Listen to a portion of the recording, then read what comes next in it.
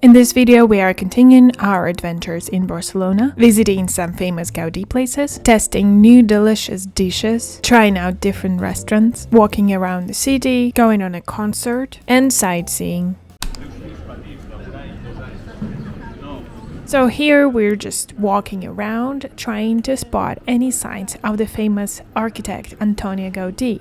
I know he did a lot of projects throughout the city, but I am actually unfamiliar with his works, or rather was unfamiliar before I came to Barcelona. So whenever I saw something super unusual in the architecture, I wondered whether that was the work of Gaudí. One thing I also noticed in the streets of Barcelona is that there are a lot of graffiti. Also, there are a lot of plants on the balconies that looked like a tropical little forests. This part I liked.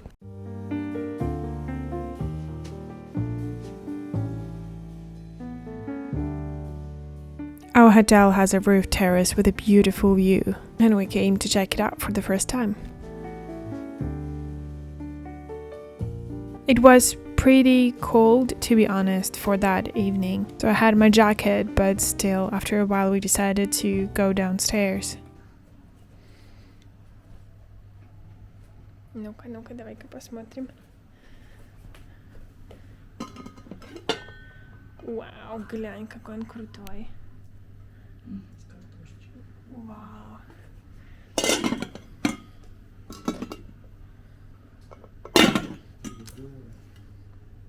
It's Monday, it's the day of the concert. The concert was the reason why we came to Barcelona in the first place. So it's a very exciting day, and in the evening we're going to head out to the concert. But before that, it is going to be a pretty sunny day today, so we decided to take advantage of it because probably next 3 days there's going to be a lot of rain. And the activity that we've chosen for today is to visit the House of Dragon. That's the name of that building. That's really interesting. This is the building that is actually pretty famous in Barcelona. It's called Casa Batlló, if I'm pronouncing it correctly.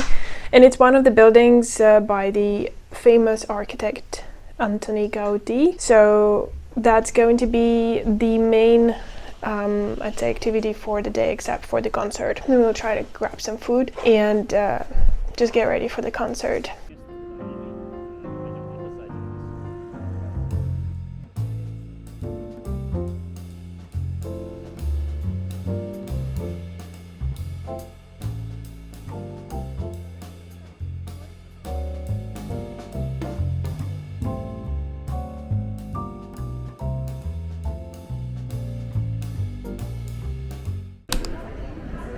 We bought tickets to one of the most famous buildings of Gaudí, Casa Batlló. We got a gold ticket that included all additional services, and we were directed first to go to the underground floor where the exhibition began.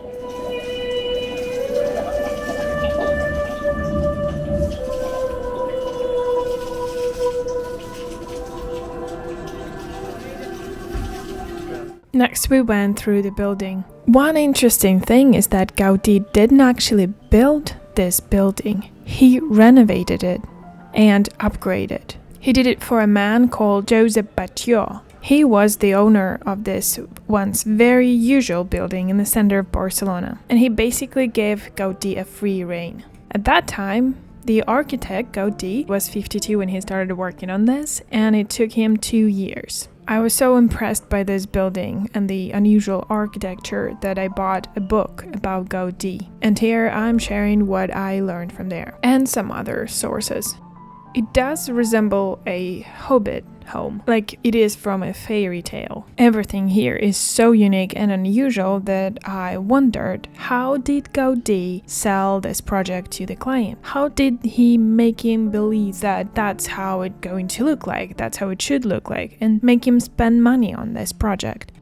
And it turned out that it wasn't all that difficult. Joseph actually wanted something that would stand out. He heard about the previous works of Gaudí and knew that he can expect something quite unusual. His wife, on the other hand, was actually not so accepting of Gaudí. There were a number of different reasons why, but one of them was that Gaudí wasn't actually a very responsible contractor. He wasn't very punctual, he wasn't paying attention to the time, he wasn't paying attention to the budget, and it grew exponentially compared to the initial estimation. That and a number of other smaller reasons led to the situation when Gaudí was actually fired. They didn't even let him finish.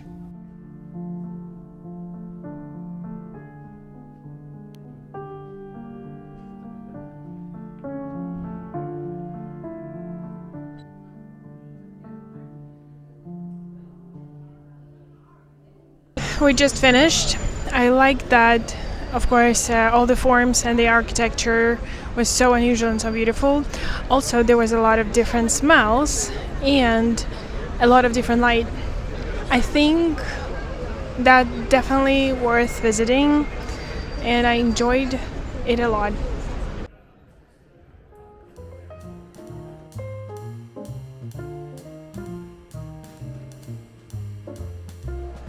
We came to eat to this new place, and it seems like a huge food court. There are also a lot of different things you can try. I see a lot of seafood and I'm tempted, but Nikita wanted to try paella. I think I've tried it before, it's not my favorite thing. I'd rather go for steak or something, maybe like a fish. And the place looks beautiful, and we're pretty tired, so it would be nice to sit and relax.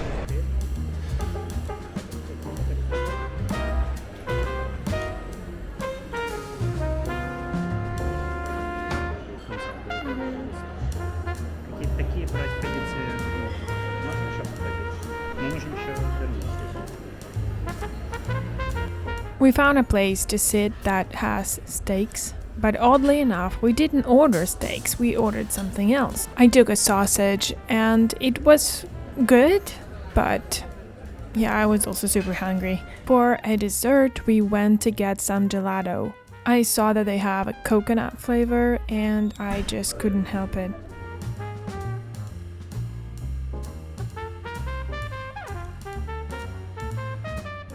We now are back to our hotel, and I just wanted to show you what I got from Muji, because I didn't get anything in that Gaudí house, but I saw that there was a Muji which currently is not it doesn't exist in Stockholm, so they closed the only one store that was there in Stockholm. And when I saw that Muji shop, the first thing that came to my mind was that I need a pen, or rather a refill for my pen, because that's the best ink for a pen. It has 0.38 millimeter thickness, black, just exactly what I need. It writes perfectly. I haven't found any better pen.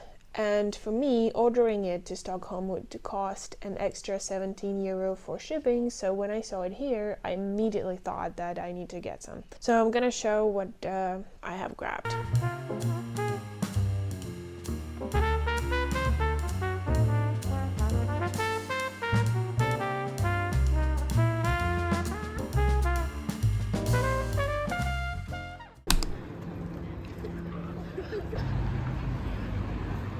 All your depression out, all your anxiety, all your post-traumatic stress, let it out right here, right now. Are you ready?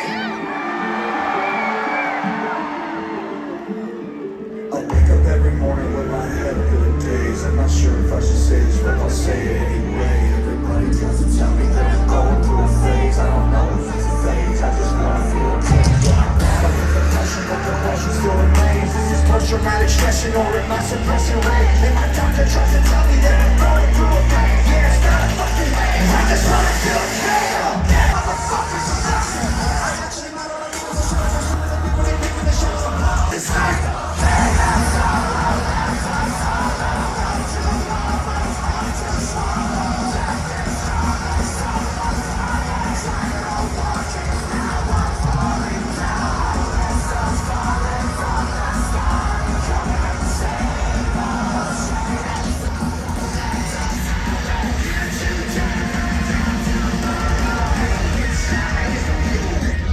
Barcelona.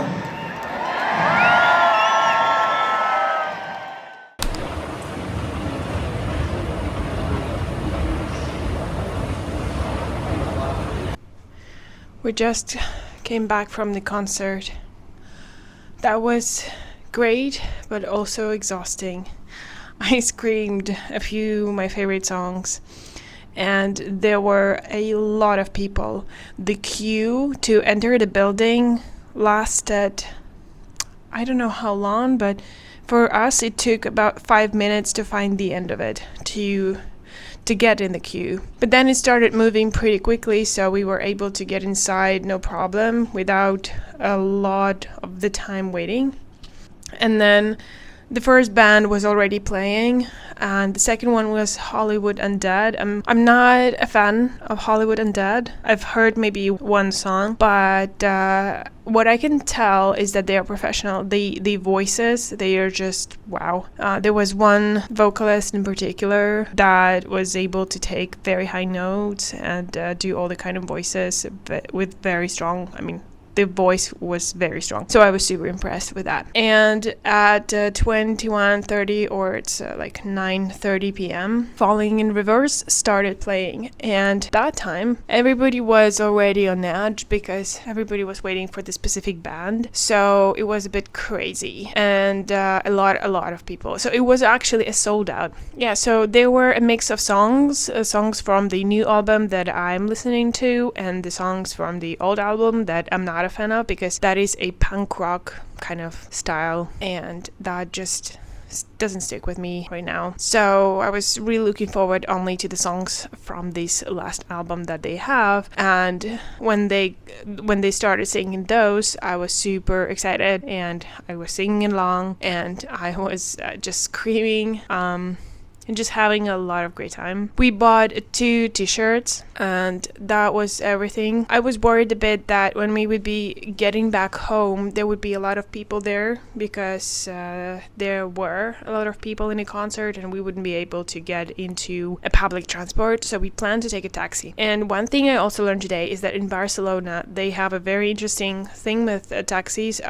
When I'm saying taxis, I mean Uber, or Bolt rather. So I wanted to order Bolt, and they showed me this message that I need to agree with the rules in Barcelona, and the one rule that they have is that you need to wait at least 15 minutes before you'll be able to get a taxi. So you click on the renting a car, and then you see that you need to wait 15 minutes in order to get a car. So while we were waiting, we also saw a bus, and a lot of people were queuing for that bus, and I asked somebody in that bus if that's going to the metro station. They said yes, so we jumped in and went to the metro after that, and then now we're back in the hotel. It's somewhere around 11 p.m. I think. My voice is a bit tired to all the screaming. I don't know how we're going to be surviving tomorrow, but yeah, we are super tired already today.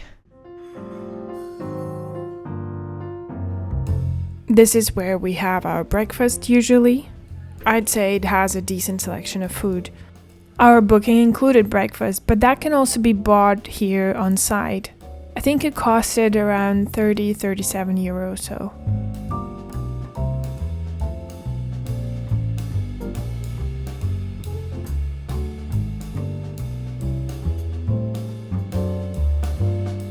This is my favorite pastry. This corner with quick breakfast wasn't super popular among visitors. This was unusual, so they had this Catalonian corner where you can get your bread the Catalonian way, with garlic and olive oil. After breakfast, as usual, we went to the city center. We planned to take a touristic bus, and it stops right across the street from the Sagrada Família. So we had our first glimpse at the cathedral. I have never seen anything like it. I have seen it on YouTube videos before, but it doesn't even cover a bit of it.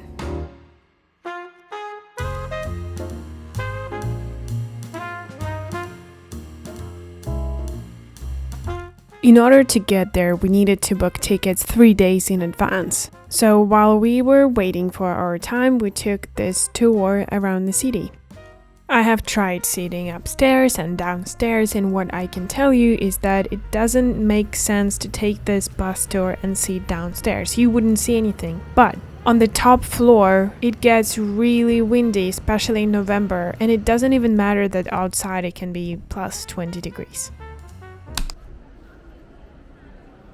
We got back in time for our booking at Sagrada Família. It was an important project for Gaudí. However, he wasn't the first architect to work on this project.